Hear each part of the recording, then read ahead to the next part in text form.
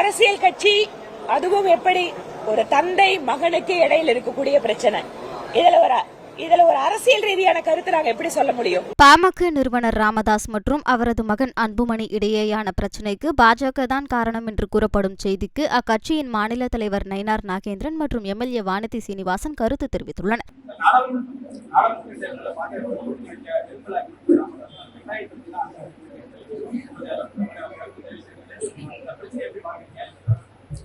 அதாவது நாடாளுமன்ற தேர்தல் முடிந்து கிட்டத்தட்ட ஓராண்டு காலம் ஆகிடுச்சு. அப்ப என்ன சூழ்நிலை நடந்தது, யார் யார் என்ன பேசினாங்க அப்படிங்கிறது அது ஒண்ணு. இப்ப நேற்று நடந்த விஷயமே இன்னைக்கு நிறைவேறுக்கு ஞாபகம் இருக்காது.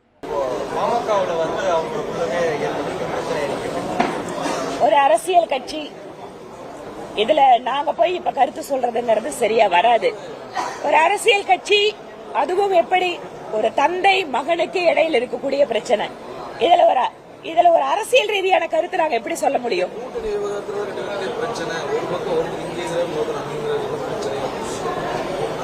அதாவது கூட்டணி யாருடன் அவர்கள் சேர்வது என்பது அவர்கள் கட்சியினுடைய முடிவு. அதுல 2 பேத்துக்கும் மன வேறுபாடு வந்திருக்கு அப்படின்னு சொன்னா அது பிஜேபி தரப்புல இருந்து நாங்க கருத்து சொல்றதுக்கு எங்ககிட்ட எதுவும் இல்ல.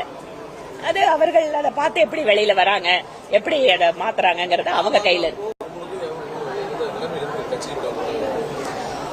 நீங்க ஒரு அரசியல் கட்சியாக தேசிய ஜனநாயக கூட்டணியில் அவர்கள் இருக்கிறாங்க அப்படிங்கறதுல எந்த மாற்றமும் இல்லை.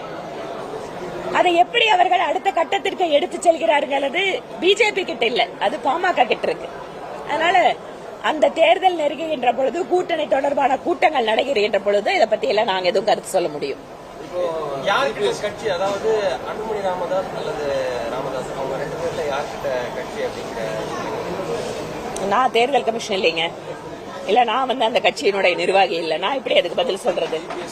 யார் அதுல எப்படி ஒருங்கிணைஞ்சு எல்லாத்தோட ஆதரவு எடுக்கிறாங்க, இல்ல எப்படி அந்த கட்சியினுடைய பலம் இருக்கு, யாருகிட்ட இருக்குங்கிறதெல்லாம் அது அந்த கட்சி தான் முடிவெடுக்கும்.